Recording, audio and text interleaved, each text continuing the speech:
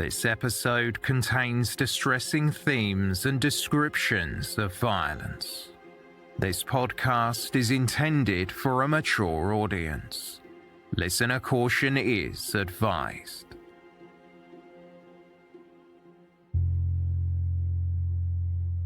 It was around 8 a.m. on February 23, 1968, when a man walked down a service lane behind Carmichael Place in Glasgow. Every exhale immediately condensed into a cloud of mist that hung in the freezing air. The man's car was parked in a lockup on the lane, and he was looking forward to the last day of the working week. Before he could reach the vehicle, the man was stopped in his tracks by a strange sight. The case of the Bible-quoting killer is a mystery which has puzzled the nation for nearly 30 years. People were full of fear suddenly. Before that, I think they'd felt quite independent and free of that kind of worry. But Bible John entered a new element of fear into their lives. Murder inquiries never close as far as we're concerned, and as new evidence comes to the surface, then we're duty-bound to follow that evidence through and take it to its logical conclusion, and that's what's happened on this occasion. New evidence has come to the fore, and we're following that evidence through. Welcome to Season 9, Episode 1 of They Walk Among Us, a podcast dedicated to UK true crime. This is part 1 of a 2-part case. The second installment will be available in 4 days.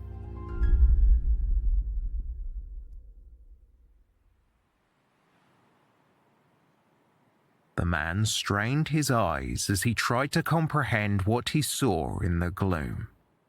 There were no street lamps, and the only light came from the back of properties on Carmichael Place and buildings at the top of the laneway on Leddard Road. 90 yards from the entrance of the lane, there was an unexpected and awful discovery. The man had stumbled upon the naked body of a young woman. She was bruised and bloodied, lying on her back on the frozen ground at the door of a garage. The witness immediately raised the alarm. Time must have stood still as the man waited for investigators from Glasgow CID to arrive at the scene, although they did not take long to get there. Officers quickly cordoned off the entrances to the lane off Leddard Road and Overdale Street, while a tent was erected to preserve any evidence. Clearly a homicide victim, it was noted the woman was a white female aged somewhere between 20 and 30. It was hard to be more specific as extensive injuries distorted some of her facial features. She was exposed to the elements and had been left to die. Despite the wounds, there was not a significant amount of blood at the scene. Her brown shoulder-length hair was styled in a bob worn like many other women her age in the 1960s. The victim was naked apart from a single brown shoe. As officers searched the immediate area, another item was discovered nearby, which would later become relevant in the case. It was believed the victim was menstruating at the time of her death, as a sanitary pad was found close to her body. A post-mortem was performed later that evening and confirmed what many suspected. The unknown woman had been severely beaten. A line of deep bruising was noted on her neck, which supported the pathologist's conclusion that she had been strangled to death with some type of ligature. Based on the evidence available, the pathologist believed she had been killed around midnight. Back at the scene, forensic officers worked diligently. They documented the location, taking photographs and collecting anything that seemed out of place in the surroundings. Door-to-door inquiries in the quiet residential area would reveal nothing about the victims. Meanwhile, the evening papers reported the shocking discovery. A senior officer told local journalists, "The body bore certain injuries, and we are treating it as a case of murder. The woman's identity is not yet known. She is of medium height with dark brown short wavy hair and was wearing a wedding ring on the third finger of the right hand.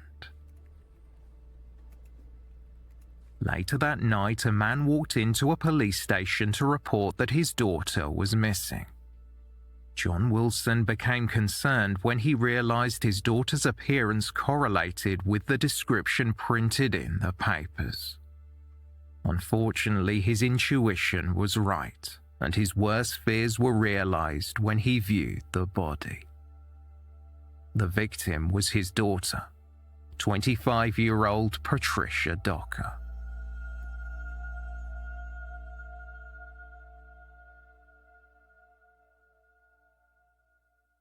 Patricia was born on January 26, 1943.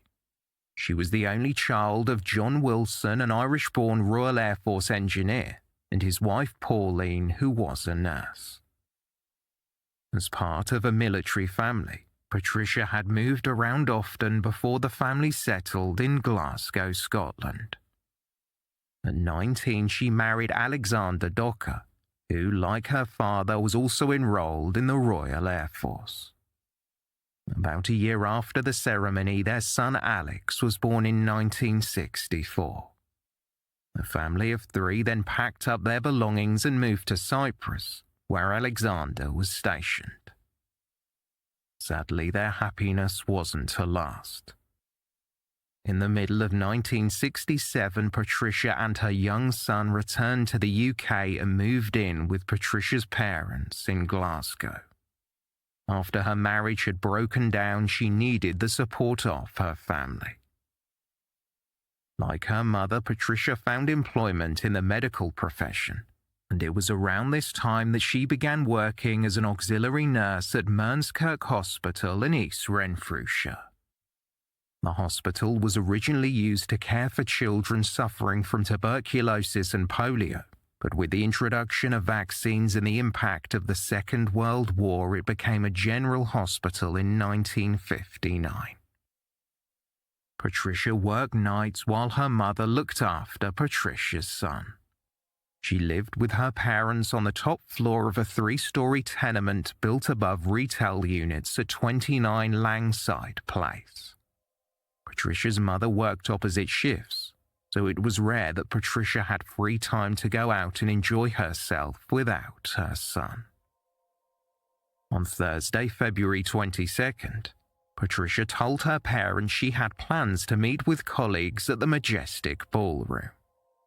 Set up in the renovated Savoy Theatre on Hope Street, the Majestic, known to locals as the Magic Stick, was a popular dance hall that hosted live bands. It was cold that night, so Patricia put on a mustard yellow knitted dress and a thick grey duffel coat with a blue fur trim. After she slipped on her brown shoes and put her brown handbag over her shoulder, she walked out of the door of her parents' flat but never came home.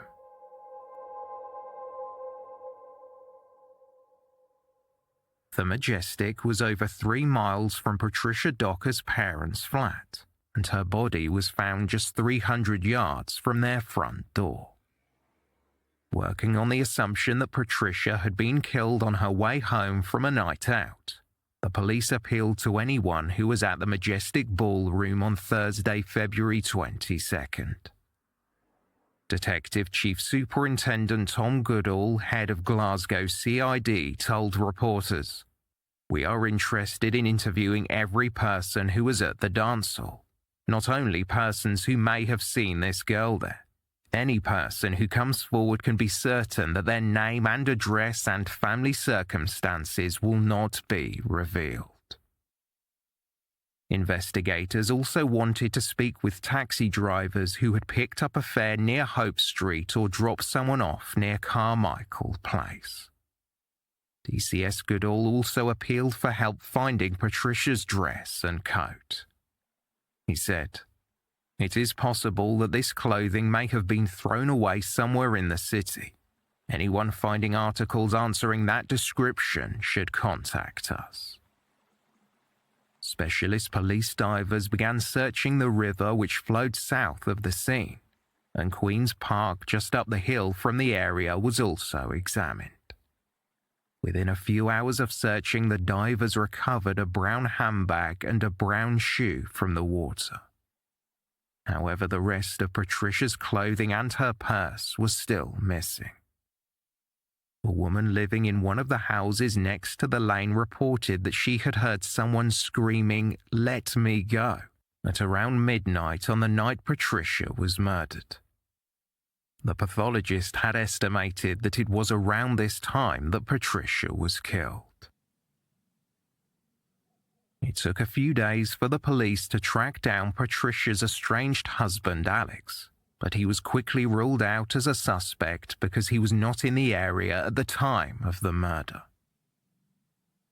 Another thing that hindered the investigation was the belief that Patricia had spent the last hours of her life at the Majestic Ballroom. On the third day of the inquiry, it emerged that she had gone to the Barrowland Ballroom in the East End of Glasgow. Rebuilt in 1960 following a fire 2 years earlier, Barrowlands had been a fixture on Gallowgate since the early 1930s and had a reputation for being a haunt for people labelled as undesirables. That Thursday was over 25's night. Detective Joe Jackson, who investigated Patricia Docker's murder, later said, "The Majestic was considered more upmarket at the time and Barrowlands less so. Patricia may have been worried that her parents would not be happy she was going there. She probably told them she was going to the Majestic to put their minds at rest, and in case they tried to stop her going out." Despite Patricia's intention to simply go out and enjoy herself, there was a stigma surrounding married men and women who went to Barrowlands on Thursday nights. According to the Daily Record, some people called Thursdays Grab a Granny Night and alleged that the people who went there were promiscuous. As the investigation unfolded, Detective Chief Superintendent Elphinston Dalgleish, Deputy Head of Glasgow CID, announced that the police were seeking information regarding a white Ford Consul which had been seen on Carmichael Place at around 11:20 p.m. on the night of the murder. The female passenger was seen with a male driver. The police also wanted to trace a woman who was seen getting a lift in a Morris 1000 car from the Queen's Park entrance gate at around 11:10 p.m. The vehicle was seen driving in the direction of Langside Avenue. Although no description was given of any man seen in Patricia's company, Detective Chief Inspector George Brownie said that due to the severity of Patricia's injuries, her killer would most likely have been injured himself, perhaps sustaining cuts or bruises to his knuckles. The detective requested that anyone who noticed a man with those types of injuries or noted anything else suspicious report it immediately.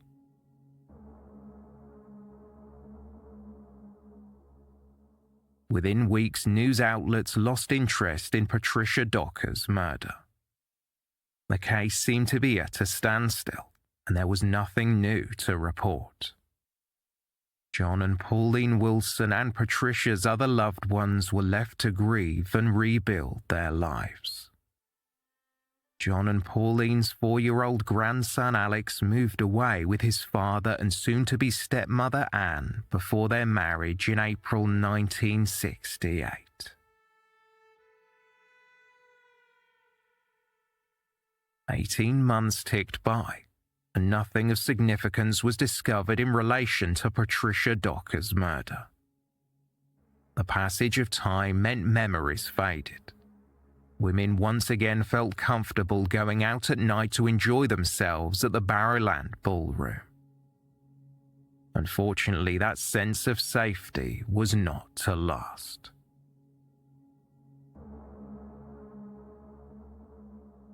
32-year-old Jemima MacDonald came from a large family. She was one of 7 children. Jemima had a close bond with her sisters, and they often went out dancing together.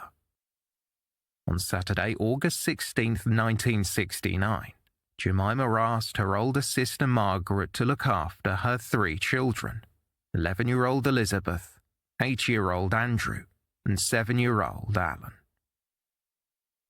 Jemima, known to friends and family as Mima, curled her brown hair and put on a black pinafore dress over a white blouse that she paired with white shoes. After getting ready, she dropped the children off at her sister's flat. It was conveniently just down the hall of the tenement where they lived on McKeith Street near Bridgeton in Glasgow's East End. The last time the children saw their mother was when she kissed them goodbye. Before heading out the door, Jemima put on her brown woolen coat, which was closed with a belt, and picked up a large black patent leather handbag. Jemima's sister Margaret often stepped in to help with childcare when Jemima went out to dance, and she would always collect the children early the next day. On Sunday morning, however, Jemima had yet to return to the flat to shuffle the 3 sleepy youngsters across the hallway to their own home. After a while, Margaret thought she would pop over and rouse her sister from sleep and remind her to pick up the children. She knocked on Jemima's door and waited, but surprisingly there was no reply. Not wanting to worry her niece and nephews and let on that she was concerned, Margaret told a white lie that she hoped was true. She suggested to the children that their mother had spent the night with a friend and would be back to collect them later that day. Deciding to contact other family members, Margaret informed them that Jemima was uncharacteristically absent. The family spent the afternoon looking for her. Although they did not find Jemima, their attention was drawn to some of the children living in the tenement. They were whispering about something they had seen in a derelict building just 2 doors down. By 10 a.m. on Monday, August 18th, Margaret had nowhere else to look, so she decided to see what the children were talking about. The 3-story tenement on 23 McKeith Street was unoccupied and run down. The windows were covered by unsightly sheets of cold corrugated iron to stop further damage and trespassers.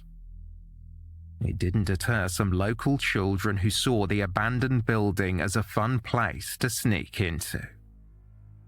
The ground floor was accessible through a door that had been pried open and remained unsecured, allowing the children to roam in and out as they pleased. Margaret had to navigate shards of broken glass and chunks of cement to get to the hallway and enter one of the old flats. She did not place much stock in the fanciful whisperings of children. That was until she saw something or someone in one of the rooms. The crumpled figure lay against the wall. They were not moving. Margaret's screams could be heard outside before she came running out and told bystanders to call the police. Investigators entered the dark, uninviting building and were confronted with the sight of Jemima MacDonald lying face down on the dusty ground. Her clothes were crudely bunched around her waist, and her once immaculately curled hair was matted with blood and debris. Her handbag and purse were missing. It was clear from the outset that there had been a violent attack. Jemima had been beaten, and bruises and lacerations on her face and scalp suggested that someone had held her by the hair while she desperately tried to escape. Her shoes and tights were found on the ground near her body. Her tights had been torn. Following a post-mortem, the pathologist concluded that her cause of death was ligature strangulation, and the killer likely used Jemima's own tights to kill her. A sexual assault examination was inconclusive, and Jemima was found to be menstruating, which explained the sanitary towel discovered close to her body. The time of death was estimated to be around 1 a.m. on Sunday, August 17th. Glasgow CID officers conducted a forensic search of the scene, but this proved difficult as several people had gone in and out of the building before the police arrived. Investigators hoped that speaking to people who attended Barrowlands on Saturday, August 16th would help them piece together Jemima MacDonald's last movements. Jemima had split up with the father of her children years prior, and she did not have a romantic partner at the time of her death. The Barrowland Ballroom was less than a mile from her home. She often enjoyed evenings out and regularly attended the over 25s nights. Detective Chief Superintendent Tom Goodall appealed to anyone who saw Jemima that night. The detective had also been involved in the investigation into Patricia Docker's murder. Witnesses did come forward, and officers began to build a picture of Jemima's movements.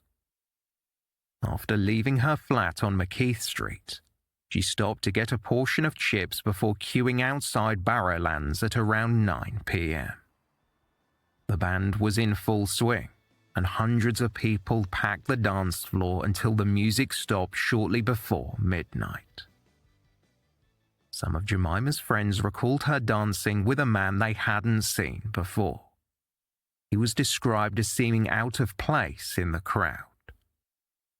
Most of the young men had their hair styled in a mod cut, or it was shaggy, similar to members of the Beatles or professional football player George Best. However, the man seen with Jemima had short cropped hair that was described as being reddish or fair. He had a slim build, aged between 25 and 35, and was quite tall. Some witnesses thought he was over 6 feet. The man was well dressed in a dark suit and white shirt, and witnesses saw Jemima leaving with him once the Barrowland Ballroom closed for the night. No one had caught his name or knew anything more about him besides his physical appearance. Jemima and the mystery man in the dark suit with cropped hair were seen walking along London Road 15 minutes later. One of her neighbours believed she saw Jemima talking to a man outside the derelict tenement just after 12:30 a.m. Jemima's handbag and purse were not recovered, and lead investigator DCS Goodall appealed to parents in the area to ask their children if they had seen it.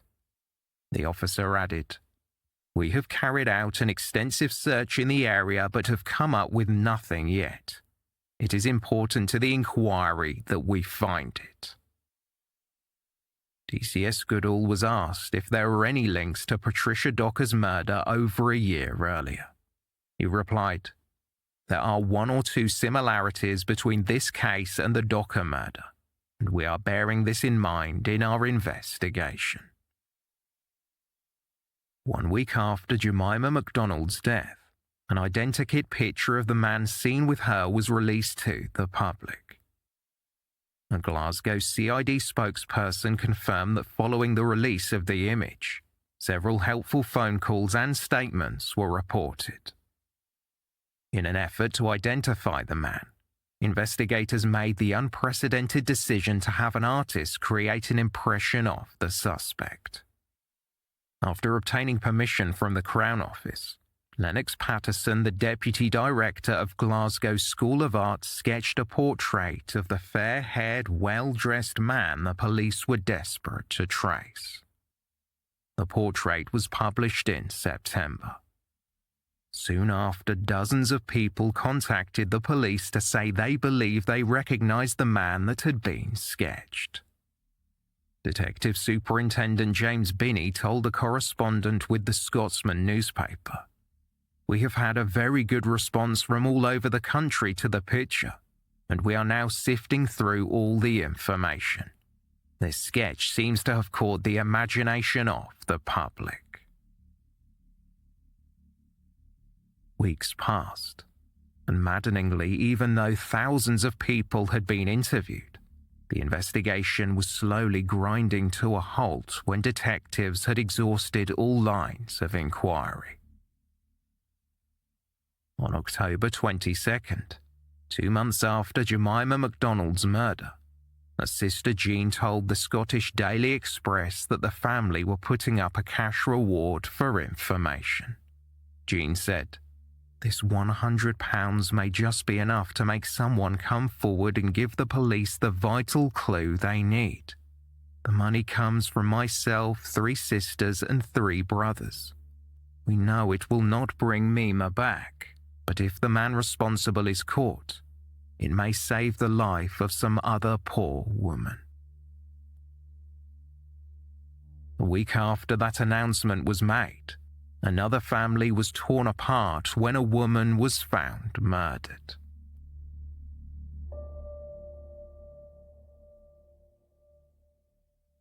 Archibald McIntyre left his home on Earl Street with his dog Smokey to go on a walk. They journeyed through the court at the back of the tenement in Scotstoun shortly before 7:30 a.m. on Friday, October 31st, 1969. Smokey pushed his nose to the ground, seemingly sniffing out somewhere to mark his territory, when he suddenly cocked his head to the side. He curiously bounded over to an indistinguishable pile in the corner of the court.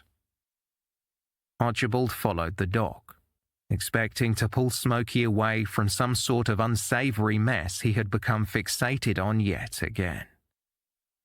Archibald was taken aback when he got closer to Smokey's discovery. It was not discarded rubbish. It was a body. The woman, still and pale, lying on the ground, was pressed up against a wall of the building. Panicked, Archibald grabbed Smokey and rushed to a telephone box to get help as fast as his feet would carry him. The white, petite female, aged between 25 and 35, had dark brown hair in a short pixie cut. She was wearing black shoes, a black wool dress with gold buttons on the front, and a faux ocelot coat that had been pulled up over the upper half of her body. Her dress had been torn, and upon closer inspection the attending pathologist noted she had sustained significant head injuries. There was also evidence that the woman had desperately tried to defend herself. As she kicked and thrashed on the ground, grass and mud wedged between her shoes and the soles of her feet.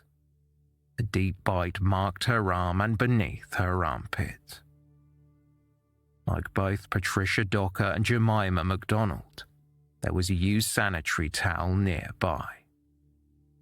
Knotted tightly around the victim's neck was a pair of tights. It appeared as though she had been strangled. It was later confirmed as her cause of death. A police caravan was set up close to the tenement court while forensic officers cordoned off the area and began photographing the scene. On the ground, close to the body, investigators found items that they believed had fallen out of the victim's handbag in the struggle, but they did not find the handbag. The man's cufflink was also collected. Perhaps it had been dislodged during the attack. Later that morning, a man knocked on the police caravan and told the officers he was worried about his wife, who had not come home after a night out. George Puttock told the officers that his partner, 29-year-old Helen, had gone dancing with her sister and he was anxious to find her. George later recalled, "In the morning I looked out of the front window and saw a police caravan at the end of the road. I knew something had happened to Helen. Something just drove me on. I walked down the street towards the caravan and told a policeman my wife was missing. He asked me what she was wearing. When I told him, he went and brought another senior policeman back. I will never forget him putting his hand on my shoulder and saying, "I'm sorry, son. Your wife has been murdered." I just felt numb. You lose all your senses. The policeman walked me back to the house, but I wanted to look back into the alleyway where she was. They wouldn't let me.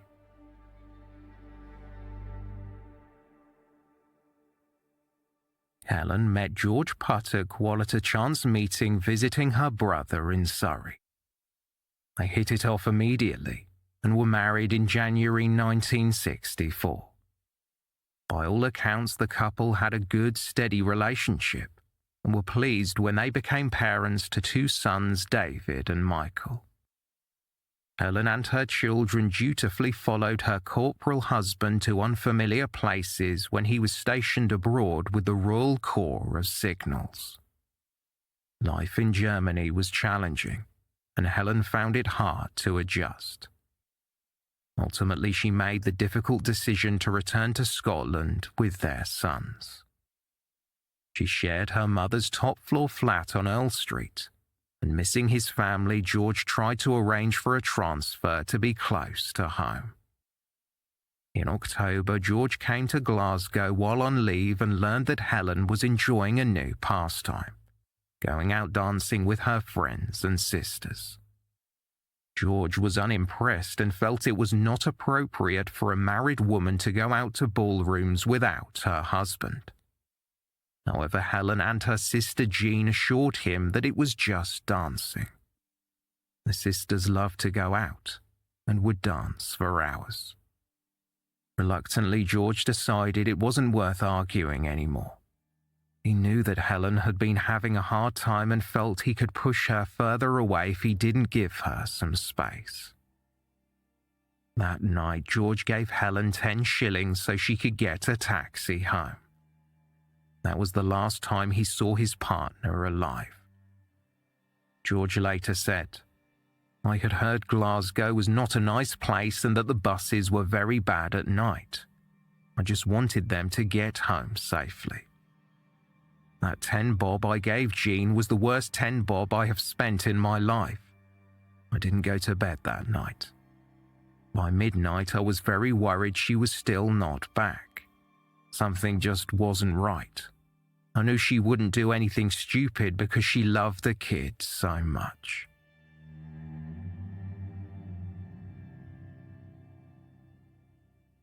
Investigators were eager to speak with Jean Langford, Helen Puttock's older sister. She was the last known person to see her alive. Helen and Jean left their homes around 8:30 p.m. on Thursday, October 30th, 1969, and got a bus toward the Barrowland Ballroom where they met up with friends. According to Jean, she had met a man who introduced himself as John, and she spent the night dancing with him. Between songs, she learned very little about the man she was dancing with. She was, however, told that he lived with his brother in the Glasgow district of Castlemilk, and that he attended engineering classes in the city a few evenings a week. Jean described him as being around 6 feet tall, with bushy black hair and a thin build. She felt that he wasn't being entirely honest because he was likely a married man, something that was not unusual at Barrowlands on a Thursday night. The music from the live band filled the ballroom, and eventually very few people were left standing still, so there wasn't a great deal of conversation. Helen Puttock had also met a male dance partner, and when she introduced him to Jean, he said his name was John. Jean later told author Paul Harrison, "I don't believe either of them were called John. In fact, the man I was dancing with was the first to introduce himself to the others. When it came to Helen's partner, he seemed to pause for a second or two before giving his name as John. He seemed a bit apprehensive, and it was the only time I saw him look less than confident because he seemed so certain of himself in every other way." As the night drew to a close and people began filing out of the ballroom, The smell of sweat and cigarette smoke clung in the air. Jean, Helen, and the two Johns stopped by the cigarette machine so Jean could buy a packet. After putting coins in the machine, she remembered that it hadn't been working, but before she could complain, the man Helen had been dancing with called for a manager and demanded she be given a refund. According to Jean, Helen's John spoke clearly and confidently, and the manager assured him that Jean could get her money back the next day. Stepping outside into the brisk autumn air, the man Jean had spent the night dancing with told them he had to get a bus back to Castle Milk.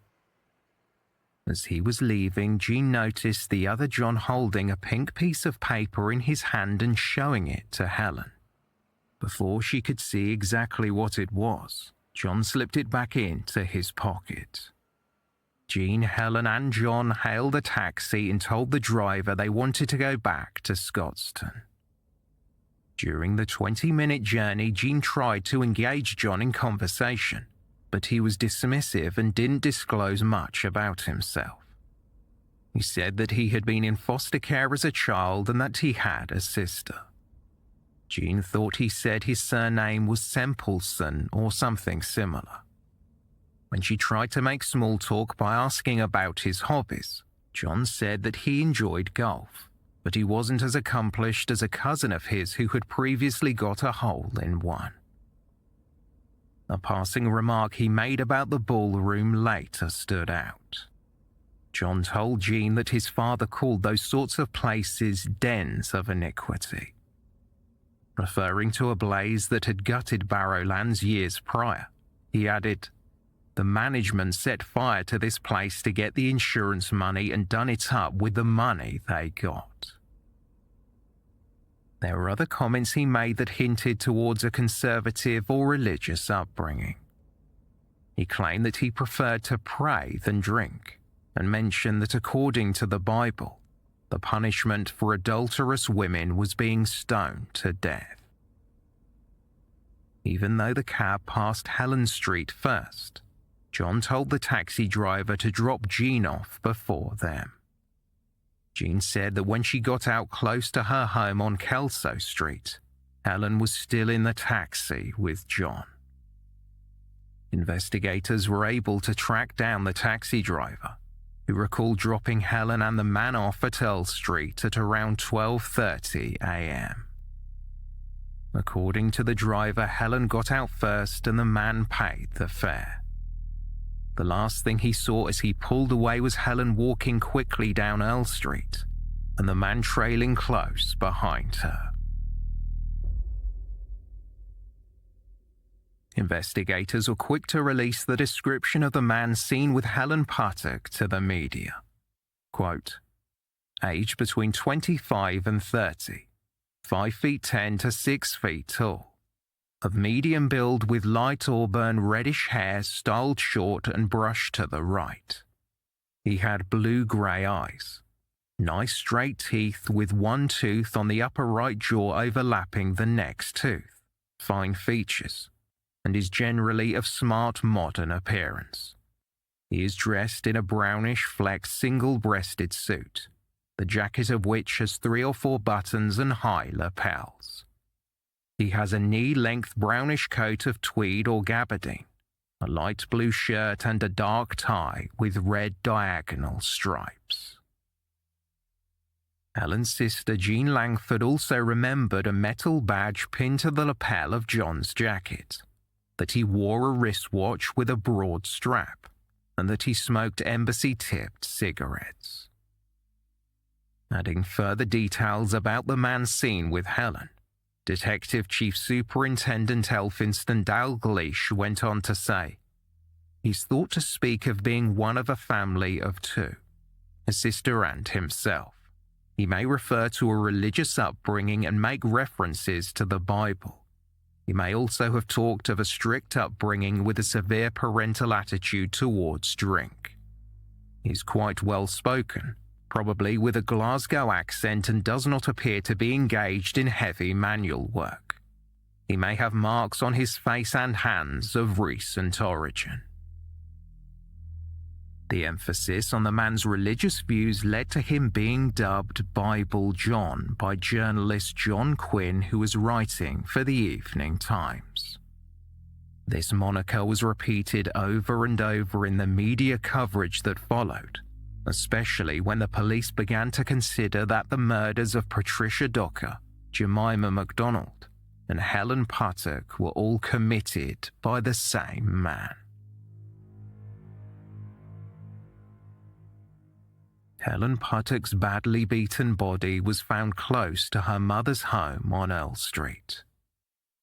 Like Patricia Docker and Jemima MacDonald, Helen had been strangled after dancing at the Barrowland Ballroom. The description of Bible John provided by Helen's sister was very similar to the description of the man who was seen dancing with Jemima MacDonald. A new identikit picture was created and distributed, but the investigators were having trouble tracking down Helen's dance partner, known in the media as Castle Milk John.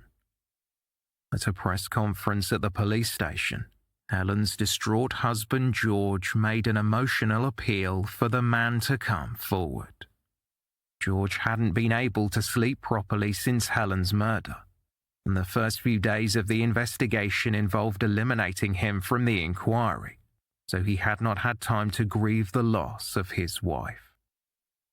Tears stung his swollen and red eyes as he said, "If the man called John from Castle Milk would just stop for 2 seconds to consider me and my 2 children, perhaps he would have a twinge of conscience and come to the aid of the police."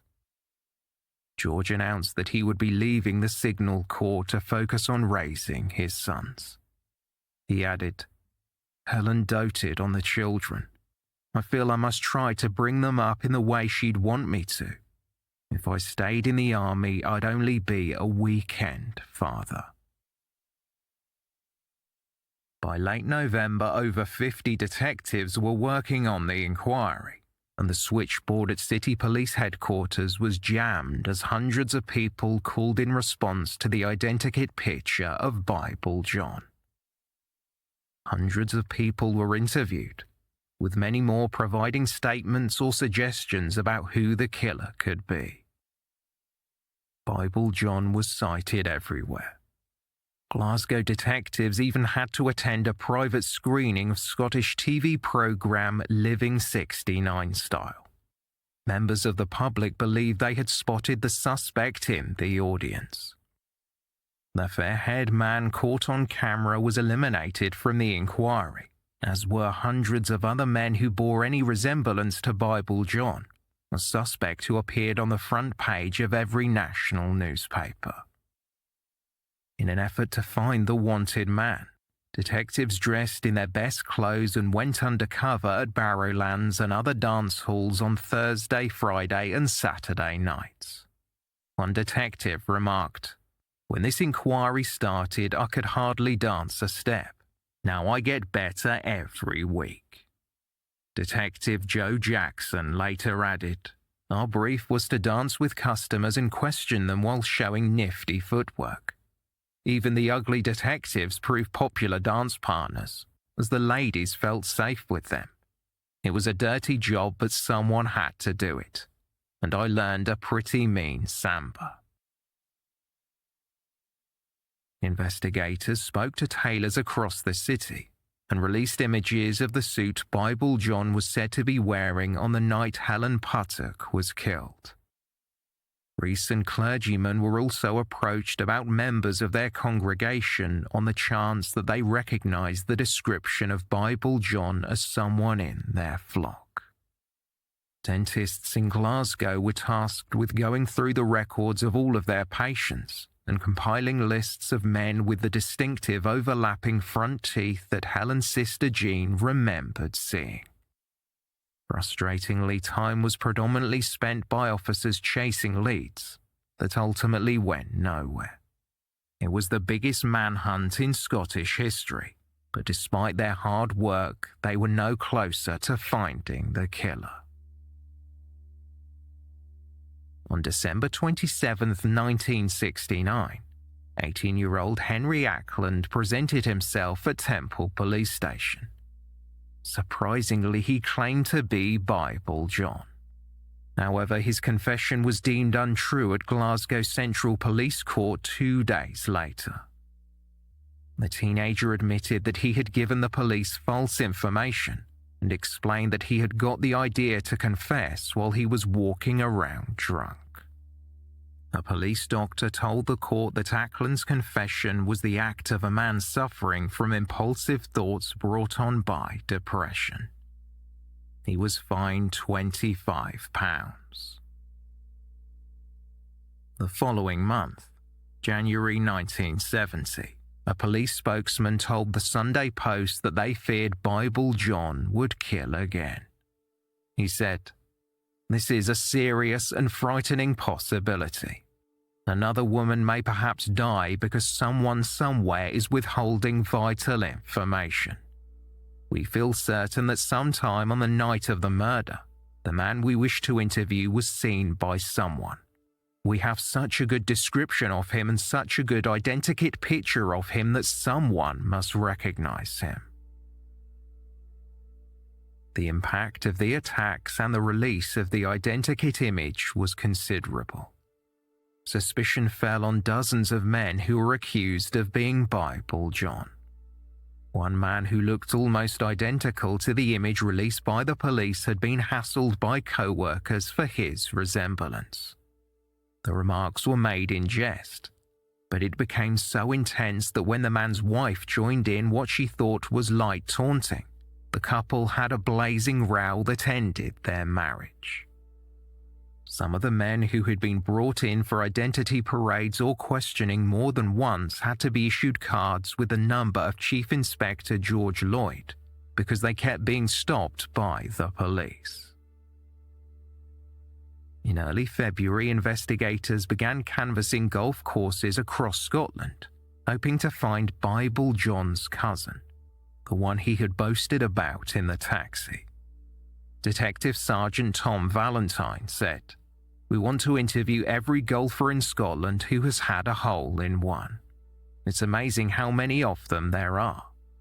We're in the process of covering every golf course in Scotland, and police are cooperating with club secretaries. This is a vital clue. If we can find this cousin, it could lead us to Bible John. We feel sure that someone somewhere must have had a game with this relation of Bible John's. Someone saw him do a hole-in-one. He's told someone about it. Most golfers tell everyone about a hole-in-one." Suggesting that golf players ran in higher social circles, the detective added that he didn't want anyone to eliminate suspects because they seem to be pillars of society, adding, "The crime this man has committed is obviously completely out of character. He could strike again." The search for Bible John's cousin proved unsuccessful. Maybe the mention of the golfer was nothing more than fantasy, or thrown in as a deliberate red herring to disguise who he really was. Desperate for information regarding the murders, the press turned to the paranormal for answers. The Daily Record contacted a renowned Dutch psychic named Gerard Quisset, who had assisted investigators with missing person cases and murder inquiries across the globe. Accounts vary regarding Quisset's accuracy, but he provided the police with a map where he believed Bible John was living. Searches in the Govan area turned up no new information. Later that month, soldiers returning from Germany were interviewed following a conference between officers in the military's Special Investigation Branch and Glasgow CID. Army investigators provided a short list of 5 suspects who had been on leave in Glasgow at the time of the murders. But in turn, each of the men was ultimately eliminated from the inquiry. Furthermore, detectives were still trying to track down John number 2, Castle Milk John, who was not suspected of any crime but was the only other witness who spent a considerable amount of time with the man suspected of killing Helen Puttock on the night of her death. Detective Superintendent Joe Beatty said in July 1970, "We want to renew our appeal to anyone who thinks they may have information about this man to get in touch with us. He may be able to give us invaluable clues as to the identity of Bible John." The following month, a new image of Bible John was released to the media. It was compiled using a system called PhotoFit, created by photographer Jack Penry. PhotoFit had never been used in Scotland up until this point, and a new composite of the prime suspect's face was made using sections of photographs of different features on a human face. The features were combined to resemble the description given by any witnesses. This image replaced the artist's impression that had been released early on in the investigation and resulted in a wider response from the public. Posters with the PhotoFit image were sent across Scotland and throughout major cities in England, including London, Manchester, and Leeds. In an interview with a reporter for the Sunday Mail in late August 1970, Detective Superintendent Joe Beatty said that a team of 20 investigators was still working on the case for 70 hours per week. The detective told the paper, "I'll never give up in my search for this man. In most cases, we only have a rough idea of what the suspect looks like. But because of the precise description given to us by Mrs. Puttock's sister, we know Bible John. He's out there, and we're determined to find him. If he walked in that door just now, I would know him right away. I've never seen him, but I know him as well as I know my own family." When asked if the case had taken a toll on him, the lead investigator replied, "I wouldn't say Bible John has become an obsession with me. We just can't afford to let go. For all we know, the pressure we're putting on him is preventing him from striking again." Bible John was one of the most notorious figures in Scotland in the 1970s. When Rangers Football Club won the Scottish League Cup final in October 1970, there were jokes that Bible John was found in the trophy room, as it had been 4 years since Rangers had beaten Celtic in the competition. The rivalry between the two clubs went deeper than typical firms.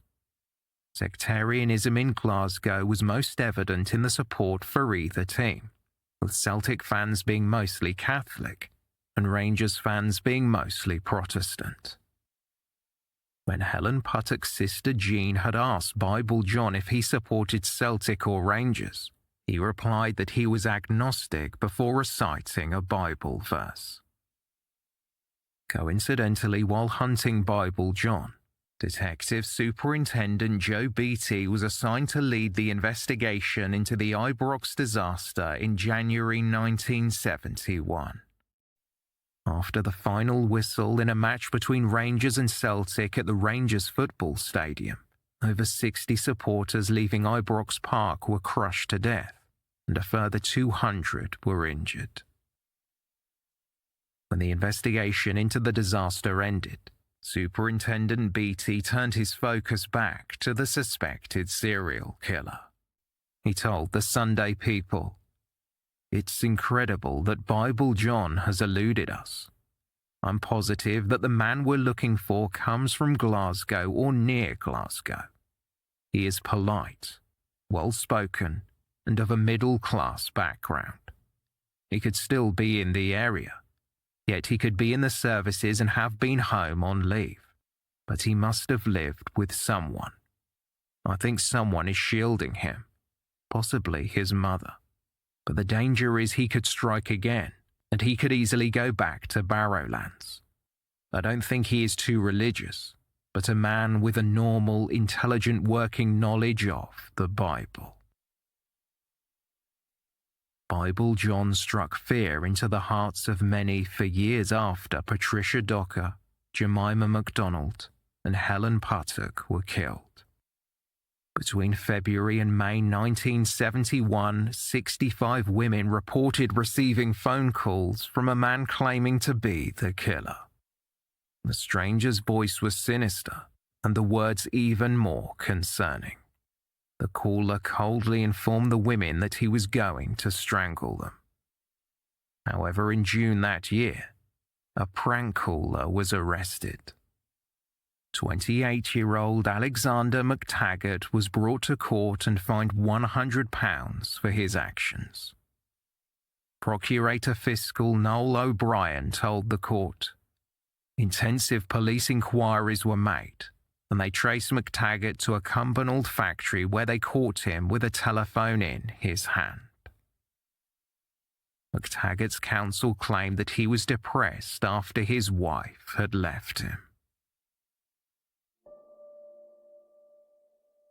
It seemed as though the most wanted man in Scotland had disappeared off the face of the earth. That was until April 14th, 1971. The partially buried body of a naked woman was found next to a railway line at Babcock and Wilcox Engineering Works in Renfrew. Her clothing had been cut from her body and strewn around the area. A note addressed to the police left inside an empty cigarette packet found nearby read, "I have killed that woman in cold blood." The note was signed, Bible John. In the 60s, the Barrowland was the place to go dancing, to see and be seen. For the killer, dubbed Bible John, it was the perfect hunting ground for victims. But the murders didn't stop the dancing. Women walked in fear, but after the killing, they walked in pairs.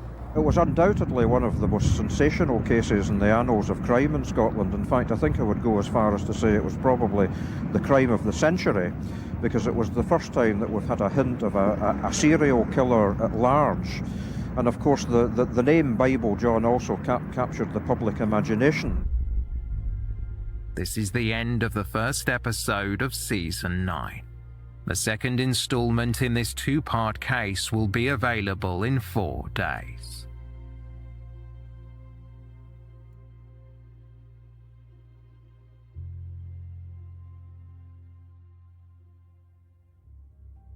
Thank you for listening.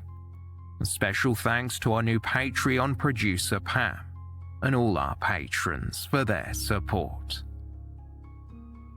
For more information on this episode, please see the show notes or visit our website, theywalkamonguspodcast.com.